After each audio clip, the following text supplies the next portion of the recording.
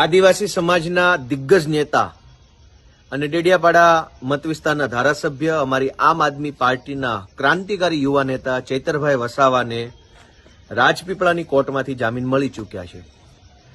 અમે માનની ચૈતરભાઈ વસાવાનું સ્વાગત કરીએ છીએ અને ખૂબ ખુશી સાથે આજે ખુશીનો દિવસ તો છે જ, ભગવાન શ્રી રામલલાની મૂર્તિ પ્રતિષ્ઠા થઈ છે અને એ સાથે જ ચૈતરભાઈને પણ આજે જામીન મળ્યા છે। આ એક શુભ સંકેત છે, કેમ કે ભગવાન આવી ગયા છે તો રાક્ષસોનો નાશ થવાનો હવે જરૂરી છે। તો આજે ચૈતરભાઈના જામીન થયા છે એ ખૂબ ખુશીનો વિષય છે। ચૈતરભાઈનું સ્વાગત કરીએ છીએ। સમગ્ર આદિવાસી સમાજમાં ખૂબ ખુશી છવાઈ ચૂકી છે। અત્યાર સુધીમાં મને ઢગલાબંધ ફોન આવી ચૂક્યા છે। આમ આદમી પાર્ટી પણ ખુશ છે।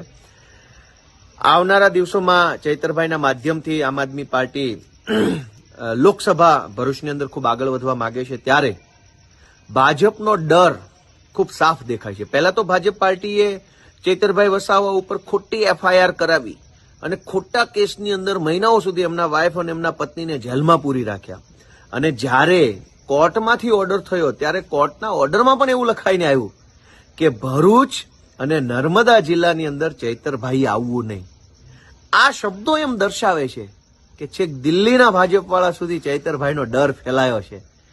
ભાજપવાળા ડરતા હોય તો ચોક્કસ એ ખુશીની વાત છે। ચૈતરભાઈ એક ટાઈગર છે, ચૈતરભાઈ એક લડાયક યોદ્ધા છે અને આદિવાસી સમાજનું જબરજસ્ત હજડબમ સમર્થન ચૈતરભાઈને મળ્યું છે, ત્યારે ભાજપવાળાને ડર લાગવો સ્વાભાવિક છે। પણ આટલી હલકી કક્ષાની રાજનીતિ ભાજપવાળા કરશે, આટલા નીચે ઉતરશે, આટલો અન્યાય કરશે, આટલો અત્યાચાર કરશે એવી આશા નહોતી।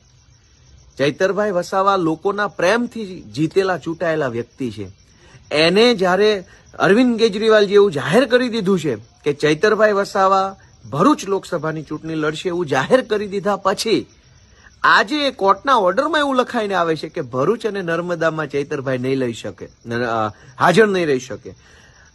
સાફ સાફ બતાવે છે કે ભાજપ પાર્ટી ચૈતરભાઈ વસાવાથી ખૂબ ડરી ગઈ છે।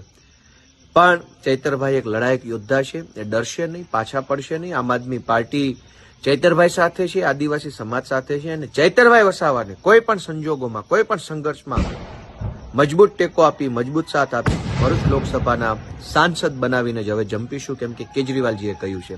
જય હિન્દ, જય જય ગરવી ગુજરાત। ચૈતરભાઈનું ખૂબ ખૂબ સ્વાગત।